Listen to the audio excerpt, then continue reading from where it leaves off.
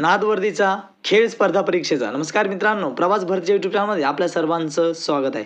मित्रांनो, महाराष्ट्र भूगोल भाग 1 व भाग 2 जर तुम्ही बघितला नसेल तर व्हिडिओच्या डिस्क्रिप्शन बॉक्समध्ये लिंक दिलेली आहे, तुम्ही जाऊन ते व्हिडिओ बघू शकता. ते व्हिडिओज तुमच्यासाठी नक्कीच फायदेशीर ठरतील. आज आपण बघणार आहोत महाराष्ट्र भूगोल भाग 3. मित्रांनो, महाराष्ट्रातील नद्यांचा विचार करता दोन प्रकार आपल्या लक्षात येतात.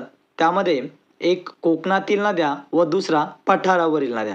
मित्रांनो, लक्षात ठेवा, कोकणातील सर्व नद्या या पश्चिम दिशेला वाहतात, म्हणजेच कोकणातील सर्व नद्या या पश्चिम वाहिनी नद्या आहेत. त्यानंतर पठारावरील नद्या यामध्ये पूर्ववाहिनी नद्या, पश्चिम वाहिनी नद्या व दक्षिण वाहिनी नद्या असे यांचे प्रकार पडतात.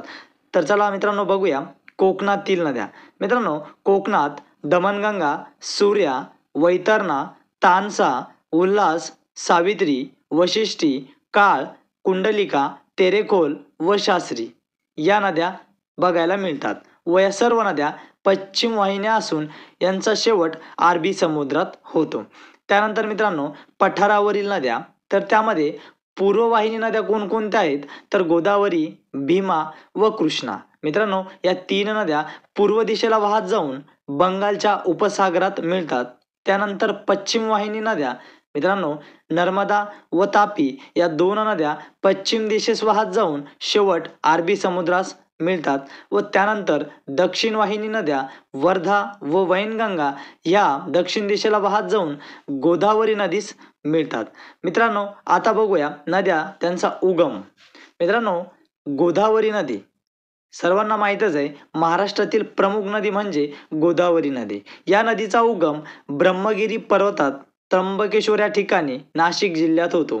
मित्रांनो, गोदावरी नदीची भारतातील म्हणजेच एकूण लांबी ही 1465 किलोमीटर इतकी आहे, तर महाराष्ट्रातील लांबी ही 668 किलोमीटर इतकी आहे. तर या नदीचा शेवट बंगालच्या उपसागरात होतो. त्यानंतर जलवाहन क्षेत्र, तर गोदावरी नदी ही नाशिक, अहमदनगर, छत्रपती संभाजीनगर, जालना, बीड, परभणी, नांदेडमधून तेलंगणा राज्यात प्रवेश करते, पुन्हा महाराष्ट्रात प्रवेश करून गडचिरोलीमधून पुन्हा मध्य प्रदेशमध्ये प्रवेश करते व शेवट बंगालच्या उपसागरास जाऊन मिळते. त्यानंतर मित्रांनो, गोदावरी नदीच्या उपनद्या दक्षिणेकडून म्हणजेच उजव्या बाजूने दारणा, मांजरा, प्रवरा, मुळा, सिंदफणा व कुंडलिका. त्यानंतर उत्तरेकडून म्हणजेच डाव्या बाजूने शिवना, दुधना, दक्षिण पूर्णा, प्राणहिता, इंद्रावती व कादवा या आहेत. त्यानंतर मित्रांनो, गोदावरी खोऱ्यातील संगमस्थळे गोदावरी, कादवा या दोन नद्यांचा संगम नाशिक जिल्ह्यातील नांदूर मधमेश्वर या ठिकाणी होतो. त्यानंतर गोदावरी व दारणा या नद्यांचा संगम नाशिक जिल्ह्यात सायखेडा या ठिकाणी होतो. त्यानंतर गोदावरी व प्रवरा या नद्यांचा संगम अहमदनगर जिल्ह्यातील टोके या ठिकाणी होतो.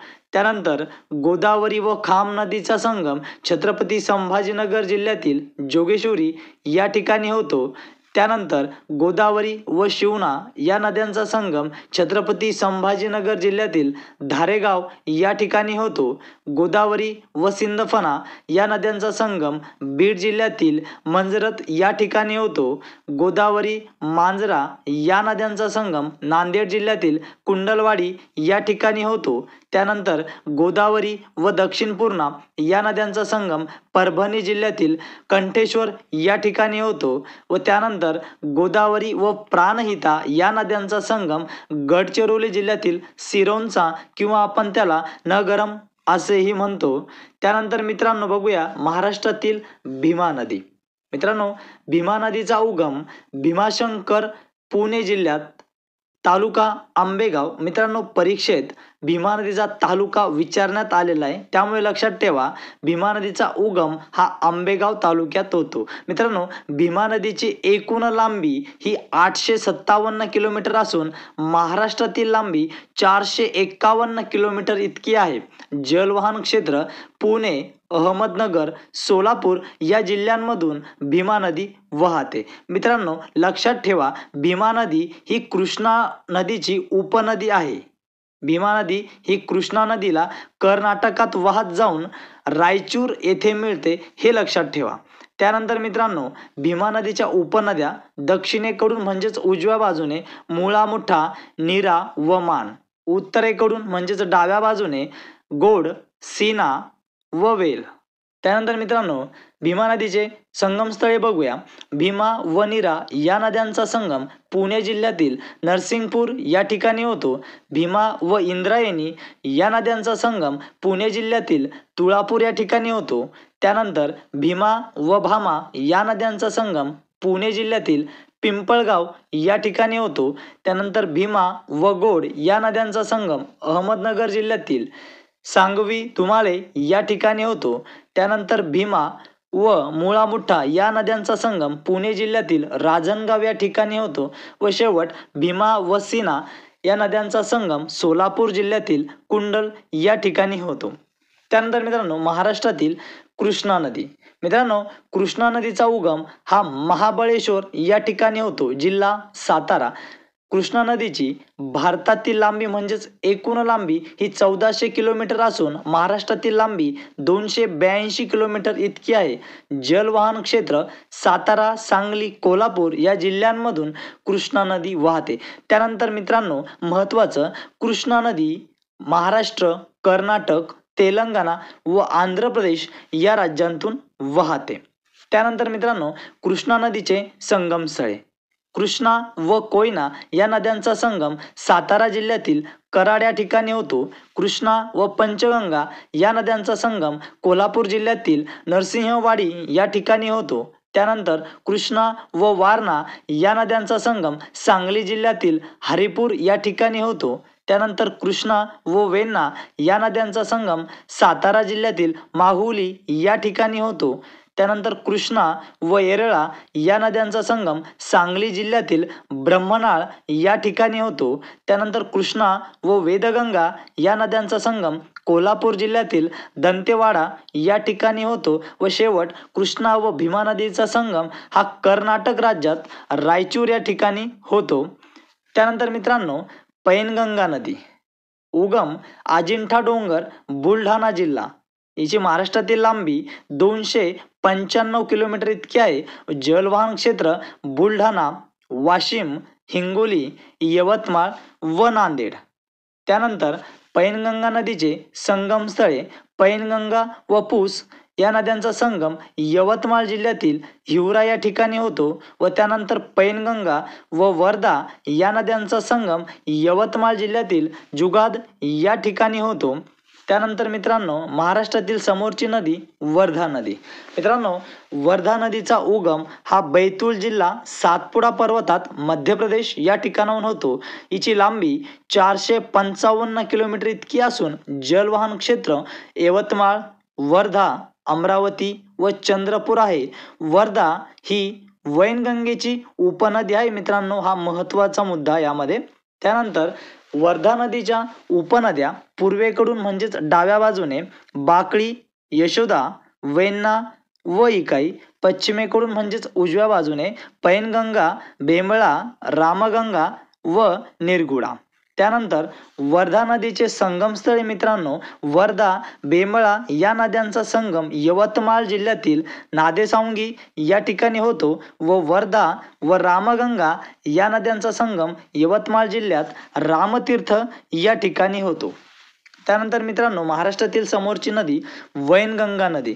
मित्रांनो वैनगंगा नदीचा उगम शिवनी जिल्हा मैकल डोंगरात मध्य प्रदेश या ठिकाणाहून होतो. हिची एकूण लांबी 295 किलोमीटर इतकी असून जलवाहन क्षेत्र भंडारा, चंद्रपूर व गडचिरोली या जिल्ह्यांमधून वैनगंगा नदी वाहते. तसेच वैनगंगा नदीच्या उपनद्या पूर्वेकडून म्हणजेच डाव्या बाजूने पांगोली, बाग, चुलबंद, गाढवी व दिना. त्यानंतर पश्चिमेकडून म्हणजेच उजव्या बाजूने कन्हान, मूल, सूर व बावनथडी.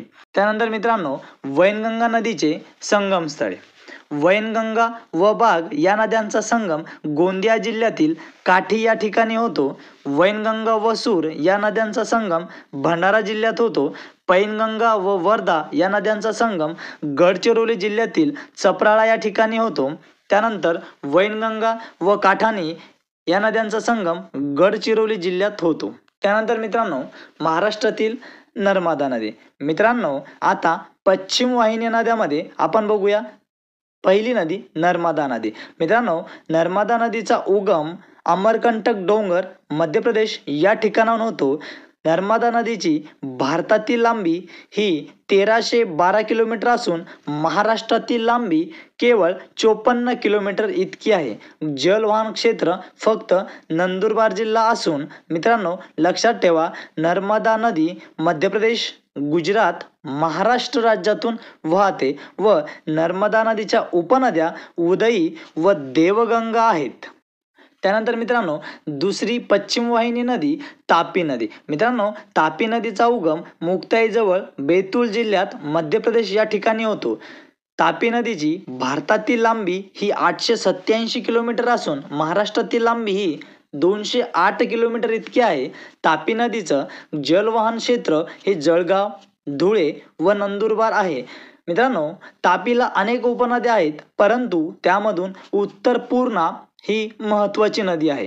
तर बघूया उत्तर पूर्णा नदी. मित्रांनो, उत्तर पूर्णा नदीचा उगम हा गाविलगड टेकड्या म्हणजेच अमरावती जिल्ह्यात होतो. मित्रांनो, महत्त्वाचं, उत्तर पूर्णा नदी अमरावती, अकोला व बुलढाणा जिल्ह्यातून वाहत जाऊन जळगाव जिल्ह्यात चांगदेवजवळ तापी नदीला मिळते. मित्रांनो, तापी व पूर्णा नदीचे संगमस्थळी जर बघायला गेलं तर तापी व गोमाती या दोन नद्यांचा संगम नंदुरबार जिल्ह्यातील प्रकाशा या ठिकाणी होतो. याच ठिकाणाला खानदेशची काशी असेही म्हणलं जातं. त्यानंतर तापी व पांझरा या नद्यांचा संगम धुळे जिल्ह्यातील मुळावड या ठिकाणी होतो. त्यानंतर मित्रांनो, कोकणातील नद्या पश्चिम वाहिनी असून त्या अरबी समुद्राला मिळतात. कोकणातील उल्हास व वैतरणा या दोनच नद्या मोठ्या आहेत. तर मित्रांनो, उल्हास व वैतरणा या नद्यांची थोडक्यात माहिती बघूया. मित्रांनो, उल्हास नदीचा उगम ठाकूरवाडी लोणावळाजवळ होतो. हिची एकूण लांबी 122 किलोमीटर असून कोकणातील सर्वात लांब नदी ही उल्हास नदी. उल्हास नदीच्या उपनद्या मुरबाडी, कामवती, काळू व पोशिन या आहेत. तर ही नदी वसई येथे अरबी समुद्रास जाऊन मिळते. त्यानंतर मित्रांनो, वैतरणा नदीचा उगम ब्रह्मगिरी पर्वत त्र्यंबकेश्वर या ठिकाणी होतो. तर याची एकूण लांबी 124 किलोमीटर असून वैतरणा नदीच्या उपनद्या सूर्या, तानसा, पिंजाळ व मित्रांनो ही नदी दातीवरच्या खाडीस अरबी समुद्रात जाऊन मिळते. मित्रांनो, व्हिडिओ जास्त मोठा न व्हावा म्हणून आपण काही मुद्दे महाराष्ट्र भूगोल भाग 4 मध्ये आपण टाकलेले आहेत. त्यामध्ये नद्या व त्यांच्या काठावरील प्रसिद्ध शहरे, नद्या व त्यावरील धरणे व त्यांच्या जलाशयाची नावे, पाटबंधारे महामंडळाची स्थापना व मुख्यालय व त्यानंतर आंतरराज्यीय धरण व प्रकल्प. तर मित्रांनो, महाराष्ट्र भूगोल भाग 4 मध्ये तुम्ही या सर्व बाबी बघू शकतात. भरतीच्या प्रवासात अशाच महत्त्वपूर्ण माहितीसाठी सबस्क्राईब करा नाद वर्दीचा खेळ स्पर्धा परीक्षेचा प्रवास भरतीचा.